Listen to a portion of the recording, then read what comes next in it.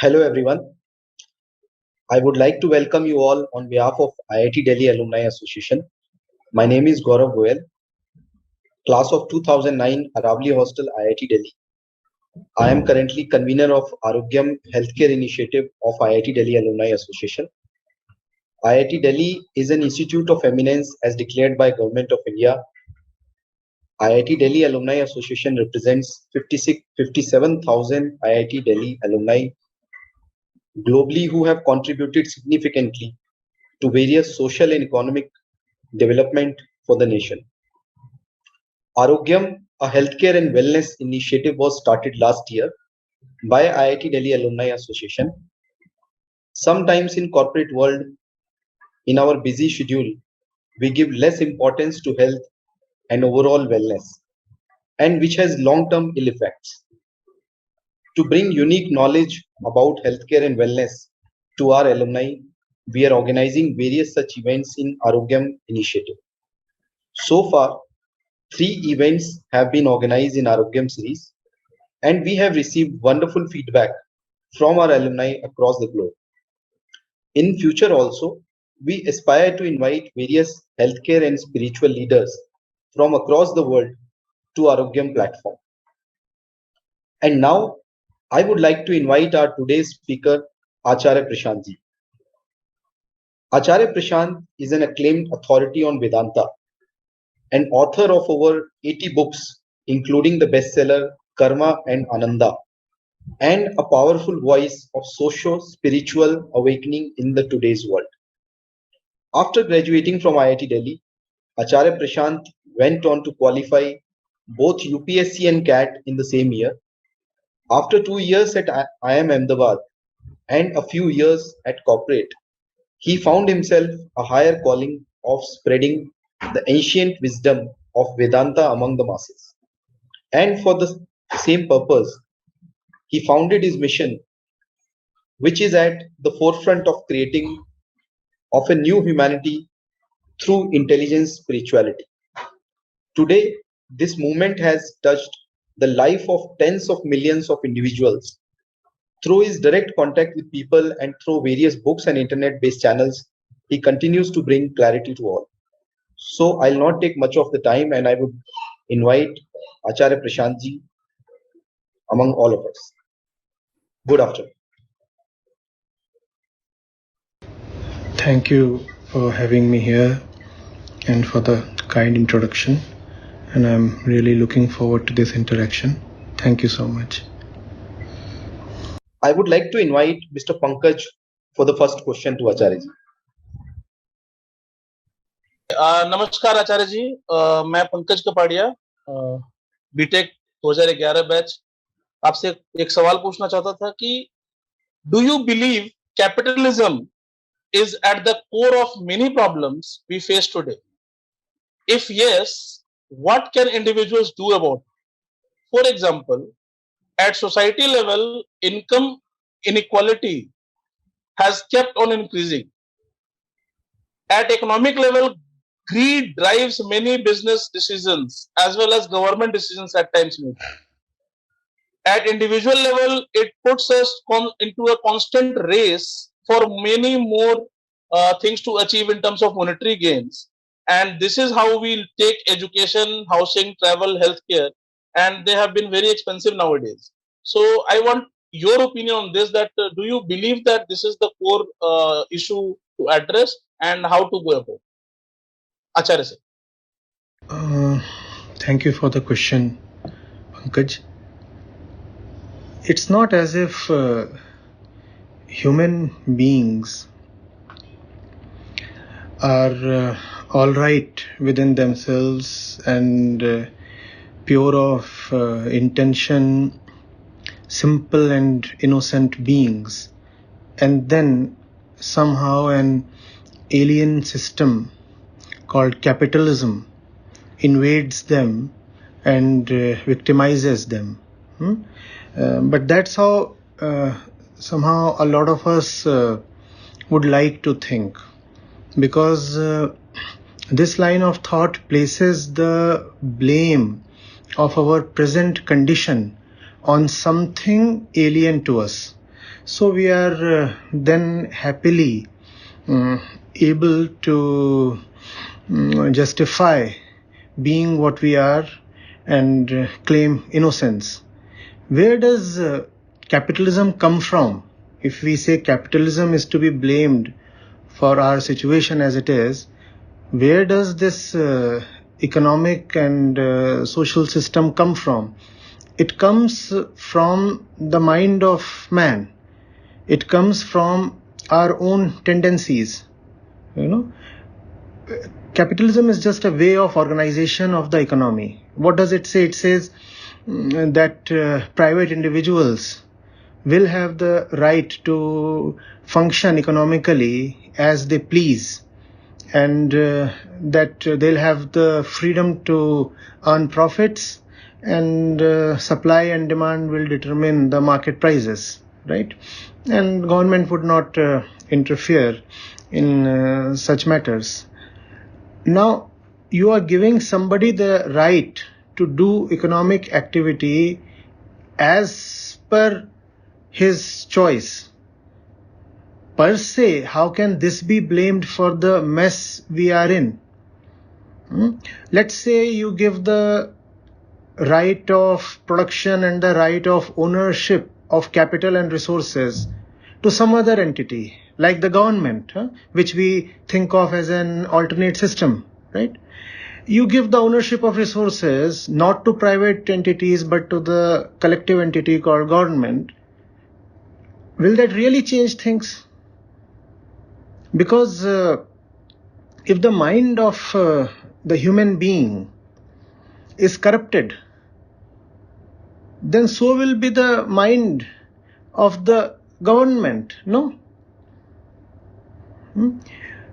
I am someone who has been given the right to operate freely and produce and sell as I please. What will I produce? How will I sell? How will I entice my prospective consumer to buy? That depends on the direction of my mind and the center I am operating from. If the center I am operating from is itself animalistic, then I'll want to earn profits for myself, whatever be the social cost. I'll say I might be selling something very useless and also quite dangerous. And if I have to manipulate the customer's mind to get my thing sold, I'll do that. You let the government have control of goods and services, and the corrupt mind is found there as well. There the corrupt mind will manifest itself in some other form. We know the kind of corruption that prevailed in the erstwhile USSR. We know what went behind the Iron Curtain. We know why economic activity had to collapse and why the collapse of economic activity was one of the reasons behind the disintegration of that country. So if we are rotten from within, that rottenness will show up irrespective of the economic system, philosophical system, political system, social system we choose for ourselves. No system will have the power to redeem us because we are the fathers of all our systems. Systems come from us. We don't come from our systems. So the point, the systems come from the source. That has to be cleansed. But that involves something very challenging. That involves challenging the very ego of the human being. And all that we see around ourselves is nothing but the game of the ego, the fundamental existential self. The game is on for the sustenance, the furtherance, and the protection of the ego. The ego will not want the game to shape up in a way that challenges the player itself, that challenges the existence of the player itself. The game exists for the pleasure of the player. The player is the ego. But if you want to play the game in a way that the player runs the risk of annihilation, then the player refuses to play the game. But that is what we need today. Otherwise, all that we are staring at is massive destruction of the kind we have never historically witnessed. Right? So it's not about a debate between philosophies. It's not capitalism versus socialism. It's not any ism versus any other ism. It's fundamentally about self-knowledge. Do we know who we are? Once we realize who we are, our trust on the products of our thought will reduce. And then we will be a little cautious of seeking solutions in systems of thought.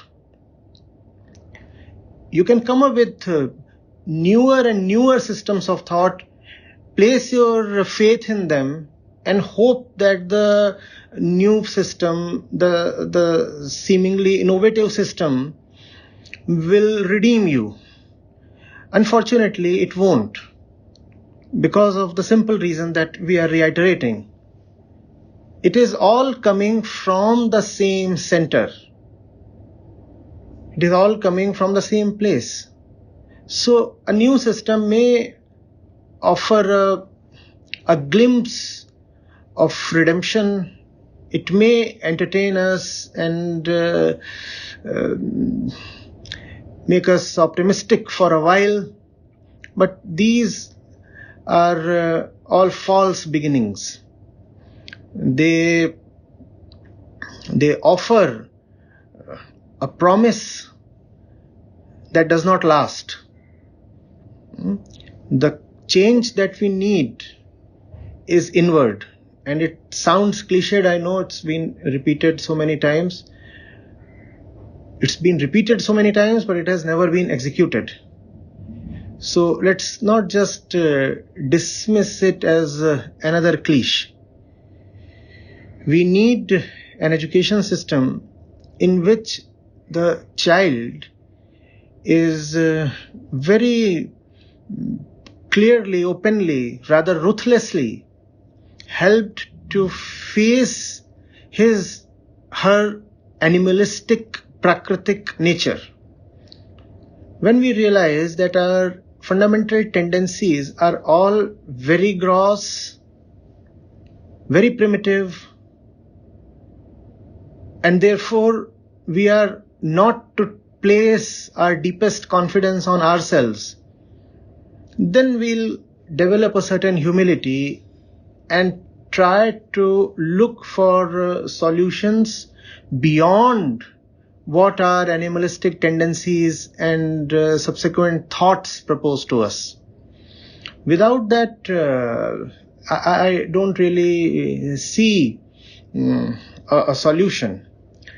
All that we think of as solutions are nothing but extensions of systems that are already prevalent in the jungle. It's just that we have the added power of intellect as a privileged species. So the same things that operate in the jungle get ornamented with intellect and operate in our cities and countries. That does not make them any fundamentally different from what we see out there in the jungle. And if we want really something that is subtle, nuanced, sophisticated, sublime, then we'll have to look at another source within us that will give rise to something else. Operating from the same source, we cannot get a different output, a different result.